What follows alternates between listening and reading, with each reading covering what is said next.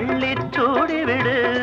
இதழில் இதழால் கடிதம் எழுது ஒரு பேதை உறங்கிடம் அடி கொடு. தங்கச் சங்கிலி மின்னும் பைங்கிழி தானே கொஞ்சியதோ, இனி தஞ்சம் மல்லிகை மஞ்சம் என்றிவன் தோளில் துஞ்சியதோ. மலர் மாலை தலையணையாய் சுகமே பொதுவாய் பொதுவாய் அமுதம் மெதுவாய் பருகியபடி தங்கச் சங்கிலி மின்னும் பைங்கிழி தானே கொஞ்சியதோ.